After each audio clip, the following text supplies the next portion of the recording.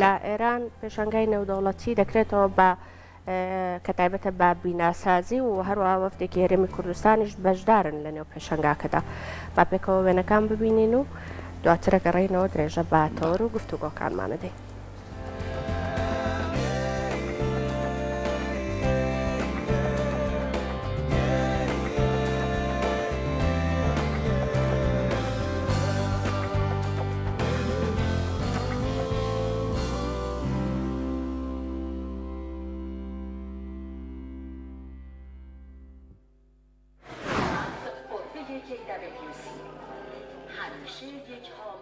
بیست و دووهەمین پێشانگای نێودەوڵەتی بیناسازی ئێران بە ئامادەبوونی جێگری یەکەمی سەرۆککۆماری ئێران و وەفدی هەرێمی کوردستانی عێراق لە تاران کرایەوە.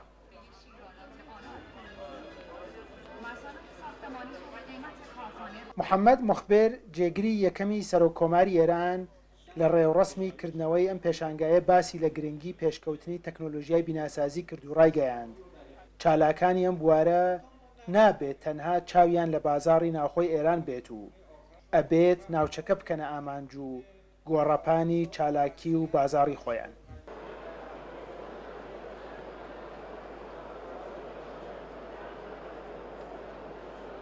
کەرتی بیناسازی کە لە ئابووری ئێراندا دوای کەرتی نەوت و گاز خاوەن زیاترین پشکە لە پەیوەندی ئابووری نێوان ئێران و هەرێمی کوردستانیشدا پلەی تایبەتی هەیە و زیاترین قەبارەی ئاڵوگۆڕی بازرگانی نێوان ئێران و هەرێم دوای کەرتی خواردن دەگەڕێتەوە بۆ بواری بیناسازی و ئەمەش وای کردووە دوو وەفتی یەکێتی هاوردە و ناردنکاران و یەکێتی بەڵێندەرانی هەرێمی کوردستان بە فەرمی بانگهێشتی ئەم پێشانگایە بکرێن.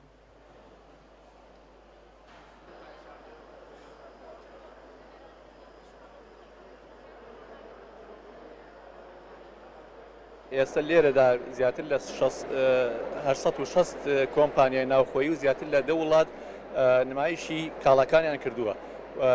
کردنەوەی جۆرە پێشانگانە ئەبێتە هۆی ئاڵوگۆڕی بازرگانی زیاتر و کۆنتاکبەستن لە نێوان بازرگانانی هەردوو وڵاتە.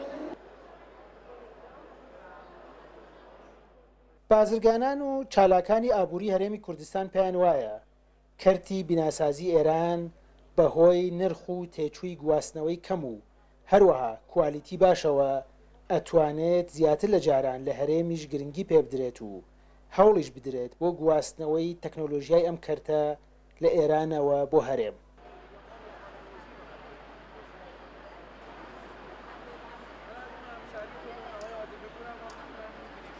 پێشانگایەکی زۆر دەوڵەمەندە لە بواری بیناسازی ئێمەش هەموو کۆمەڵێک پەیمانکار و بەڵێندەر کە هاتوین هەمویان اختصاسیان بیناسازی و ڕێگەسازیە بەڕاستی سوودێکی زۆرمان لێ کردووە. ئومێدەوارین لەگەڵ ئەو خاوەن کارگە و کارخانە و پیشانگانی کە دانیشتمان کردووە هەماهەنگیمان کردووە بتوانن ئەوان بێن لە هەرێمی کوردستان ئۆفیس بکەنەوە یان نمایندەگی بکەنەوە ئێمە سوودیان لێ بکەین.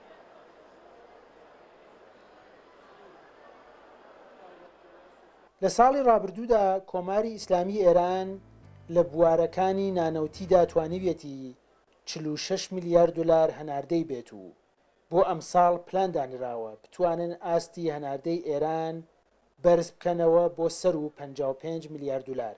کەرتی بیناسازی و گرنگیدانی زیاتر بە وڵاتانی دراوسێ خاوەن پشکی شێرن لەم پلانەدا و هەرێمی کوردستانی شەتوانێت ئەم دەرفەتە بۆ گەشەی زیاتری پەیوەندی ئابوووریەکانی لەگەڵ ئێران بەکاربێنێت.